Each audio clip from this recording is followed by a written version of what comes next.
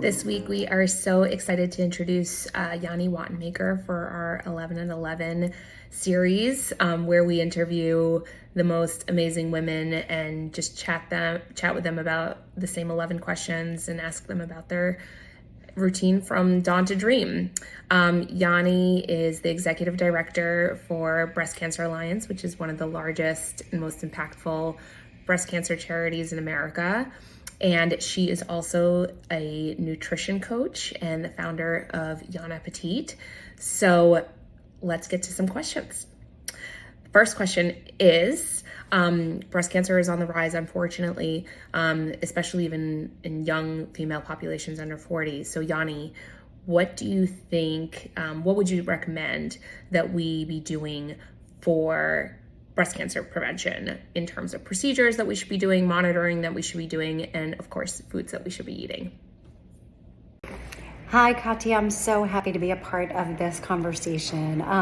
First of all, when it comes to breast cancer and prevention, it's a very complicated answer because there really is no foolproof way to prevent it. The most important thing anybody can know about breast cancer is that you have to be diligent. You have to know your own body. You have to be aware of changes, whether you see something, you feel something, your partner feels something, you sense something is off. You need to go to the doctor. This is not your grandmother's disease. This is not just your mother's disease. This is something that affects women even under 40. You don't have to have a family history, but certainly that makes you a little more prone to being diagnosed if you have one. But it's about knowing your family history, getting genetic screening. Those are really important things. But to also know that 85% of breast cancers are not genetic. So again, you have to be your own advocate. Obviously, eating healthfully, getting enough exercise, getting enough sleep, which is really challenging for a lot of us to do, limiting alcohol consumption, not smoking, all of those things are factors that certainly make it, a healthier lifestyle. And while it can't prevent breast cancer, if you should, then receive a diagnosis, at least you're poised to physically be able to better handle that news. You embody self-care so naturally, and we're just so curious. What are your daily non-negotiables? That is very kind of you to say. My daily non-negotiables are coffee. I would love to say it's just matcha, it's just some cordyceps in my coffee, which I do sometimes do both of, but I have to start my day with coffee.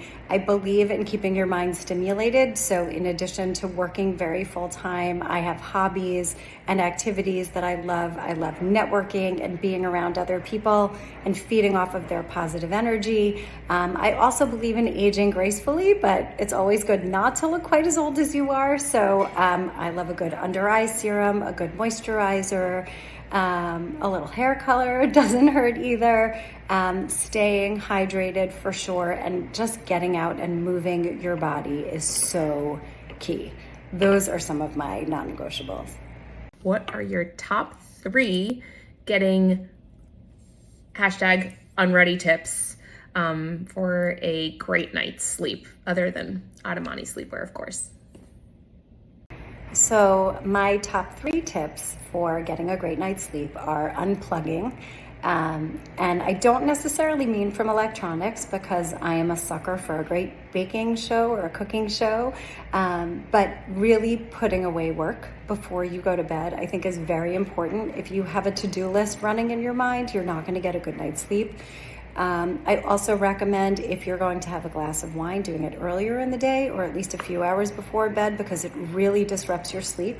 And getting a good night's sleep is so important for so many reasons, not only productivity, but longevity and health.